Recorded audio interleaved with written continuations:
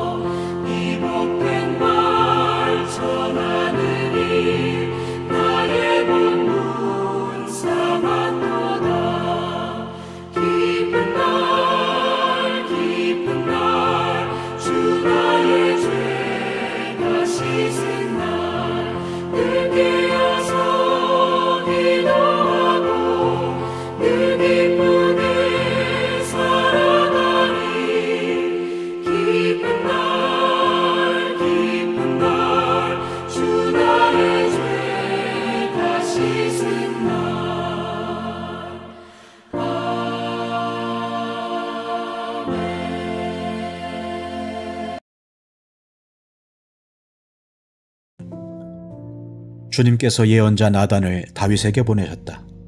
나단은 다윗을 찾아와서 이런 이야기를 하였다. 어떤 성읍에 두 사람이 살았습니다. 한 사람은 부유하였고 한 사람은 가난하였습니다. 그 부자에게는 양과 소가 아주 많았습니다. 그러나 그 가난한 사람에게는 사다가 키우는 어린 암양 한 마리밖에는 아무것도 없었습니다.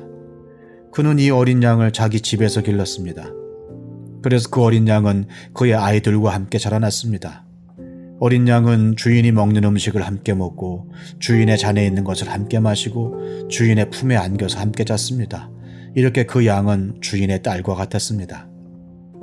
그런데 그 부자에게 나그네 한 사람이 찾아왔습니다. 그 부자는 자기를 찾아온 손님을 대접하는데 자기의 양떼나 소떼에서는 한 마리도 잡기가 아까웠습니다.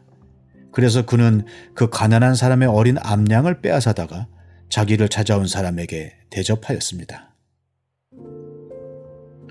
다윗은 그 부자가 못마땅하여 몹시 분개하면서 나단에게 말하였다. 주님께서 확실히 살아계심을 두고서 맹세하지만 그런 일을 한 사람은 죽어야 마땅합니다. 또 그가 그런 일을 하면서도 불쌍히 여기는 마음이 전혀 없었으니 그는 마땅히 그 어린 암양을 4배로 갚아주어야 합니다. 나단이 다윗에게 말하였다. 임금님이 바로 그 사람입니다. 주 이스라엘의 하나님이 이렇게 말씀하십니다. 왕을 세우시는 하나님의 이야기 사무엘서, 오늘은 사무엘하 12장 살펴보도록 하겠습니다. 낱말은 새가 듣고 반말은 쥐가 듣는 법인데요. 자, 예루살렘이라는 곳은 서울과 같은 대도시가 아니라 왕궁에서 밧세바가 집에서 목욕하는 것을 볼 수 있을 정도로 크지 않은 성입니다. 자, 왕이 부하를 시켜서 밧세바를 궁으로 들이고 밧세바가 궁에서 나가고 하는 것을 다 보는 눈이 있습니다.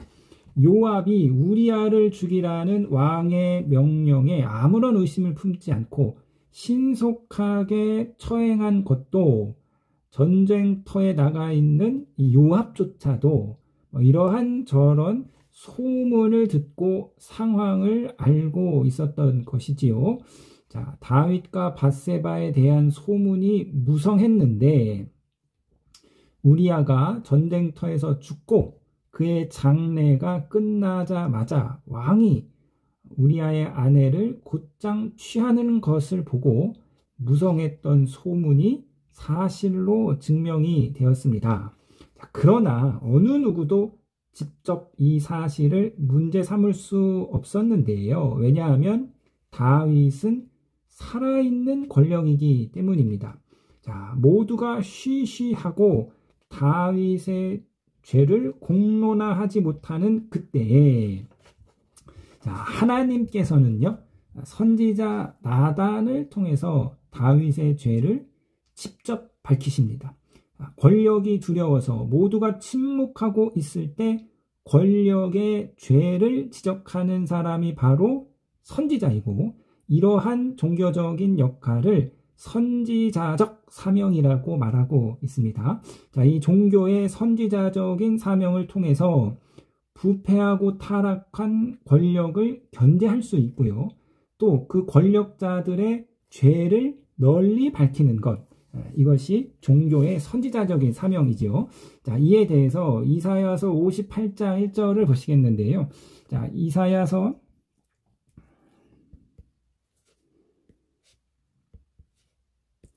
58장 1절에서 하나님이 이사야를 향해서, 선지자를 향해서 이렇게 말하는 겁니다. 58장 1절, 목소리를 크게 내어 힘껏 외쳐라. 주저하지 말아라. 너의 목소리를 나팔 소리처럼 높여서 나의 백성들에게 그들의 허물을 알리고 야곱의 집에 그들의 죄를 알려라. 여기서 나오는 그들의 허물, 그들의 죄, 그들은 이제 앞선 57장에 나오는 이 권력자들, 부패한 권력자들을 의미하고 있습니다. 자, 이처럼 이 예언자는 이 권력자들, 악인들의 죄를 이스라엘 백성에게 야곱의 집에 크게 외치고 나팔을 불어서 경각시키는 일을 하는 것이죠. 그래서 이 악인들을 이스라엘 백성에게서 떼어 놓으려는 것입니다. 그들의 허물과 죄가를 널리 알려서 하나님의 백성이 혼돈하지 않기 위해서 그들의 죄를 밝히는 것, 이것이 종교가 갖고 있는 선지자적 사명인데요. 자, 그런데 허약한 힘없는 자들의 죄악을 밝히는 것은 어려운 일이 아니나, 그러나 살아있는 권력의 죄를 밝히는 이 선지자적인 사명은 쉽지 않은 일이죠. 자, 하나님이 사무엘에게 명령을 내렸습니다. 가서 다윗에게 기름을 부으라 하였더니 이 사무엘이 가기를 꺼려하는 거예요. 사울이 두려워서. 사무엘 같은 선지자도 왕의 권력을 두려워했던 것입니다. 그렇기 때문에 살아있는 왕의 죄를 직접 지적하는 선지자적인 사명은 선지자가 자신의 목숨을 걸고 하는 일입니다. 권력의 죄를 지적했다가 수많은 선지자들이 갇히고 죽임당하고 많은 피해를 입은 것을 볼 수 있습니다. 이처럼 선지자적인 사명을 감당하는 것은 그만큼 위험한 일이고 위험을 감수해야 하는 일이고 기꺼이 또 피해를 감내하고 해야 하는 일입니다. 자, 이 한국 교회가 과연 이 선지자적인 사명을 잘 감당해 왔는가? 자, 한국 교회가 부패하고 타락한 특별히 독재 정권에 대해서 선지자적인 목소리를 낸 적이 얼마나 있는가 우리는 반성해 볼 필요가 있습니다. 자, 12.12 사태 이후 이제 전두환이 독재의 길을 걸어가고 있고 또 뭐 광주 민주화 사건 후에 전두환이 이제 대장으로 이제 진급을 했고 그 진급을 축복하는 예배에 당시 교계에 내노라는 목사님들, 뭐 지금 말하면 다 깜짝 놀랄 만한 그런 목사님들 뭐 20몇 명이 모여서 이 전두환 대장을 축복해주고 축하하는 예배가 드려졌다. 이제 이거는 뭐 다 밝히 알려진 사실이죠. 자, 이처럼 뭐 종교가 선지자적인 사명을 감당해야 하는데요. 자, 그러기 위해서는 먼저 정치적인 중립이 요구됩니다. 이 정치적인 중립이란 뭐 이런 뭐 별일이 세상에 무슨 일이 일어나도 그냥 못 본 척하고 꿀먹은 벙어리처럼 나는 이 편도 아니고 저 편도 아니야. 입을 꽉 다물고 있는 것이 아니라 야, 이쪽도 잘못됐고 저쪽도 잘못했어라는 양비론적인 태도를 가지는 것이 정치적인 중립이 아니라 이건 정치적인 비겁함이고요. 정치적인 중립이란 정치적인 이념과 상관없이 뭐 진보 정권이든 보수 정권이든 어쨌든 그 권력이 잘못을 행했을 때 그것을 분별하는 것이 정치적인 중립입니다. 그래서 정치적인 이념의 그 편견에 사로잡히지 않고 진보와 보수를 따지지 않고 권력이 잘못된 것을 지적하고 말하는 것이 정치적인 중립인 것이죠. 그래서 우리가 이제 정치적인 이념의 노예가 되어서 정치적인 그 편견에 사로잡혀서 무조건 상대방이 하면 무조건 잘못됐다고 말하고 자기 편이 하면 뭔 짓을 해도 옹호하는 이런 정치적인 이념의 노예가 되어서는 안 됩니다.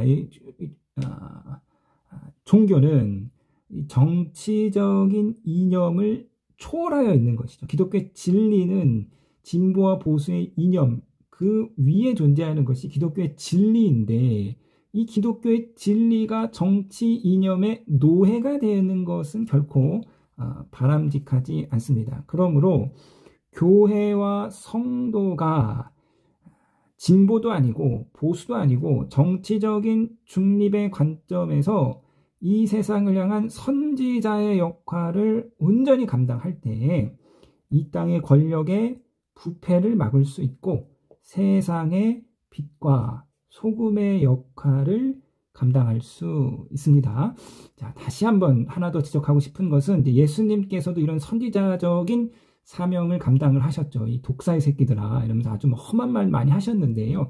이 예수님께서 비판하신 세력은 철저하게 종교 권력층이었습니다. 사회 약자들에 대해서 예수님이 비판하신 경우는 뭐 거의 복음서에서 우리가 찾아볼 수 없고요. 주님은 항상 그 뭐 세리, 창기, 거리의 여인들, 병자들을 비판하신 적은 없고 그들을 언제나 품고 안으셨으나 그러나 권력층을 향해서는 매서운 비판을 하신 것을 볼 수 있는 거죠. 그러니까 선지자적인 사명이란 약자들을 공격하는 것이 아니라 약자들의 죄를 주장하는 것이라기보다는 누구도 쉽게 말할 수 없는 그 권력자들을 향해서 피해를 감수하고라도 내가 이 말을 하면 손해볼 거를 감수하고라도 진리를 말하는 것, 그들의 죄를 밝히는 것, 이것이 바로 선지자적인 사명입니다. 우리가 이 선지자적인 사명을 신실하게 또 해야 할 때는 말을 해가면서 그렇게 감당할 때 교회가 세상의 부패를 막는 빛과 소금의 역할을 감당할 줄로 믿습니다.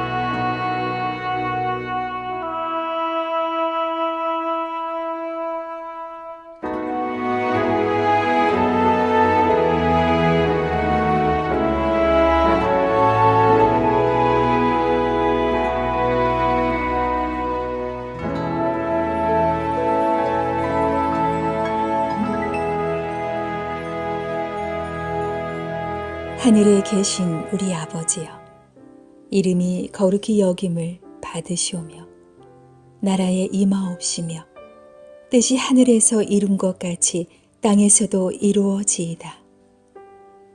오늘날 우리에게 일용할 양식을 주옵시고 우리가 우리에게 죄 지은 자를 사하여 준 것 같이 우리 죄를 사하여 주옵시고 우리를 시험에 들게 하지 마옵시고 다만 악에서 구하옵소서. 대개 나라와 권세와 영광이 아버지께 영원히 있사옵나이다. 아멘.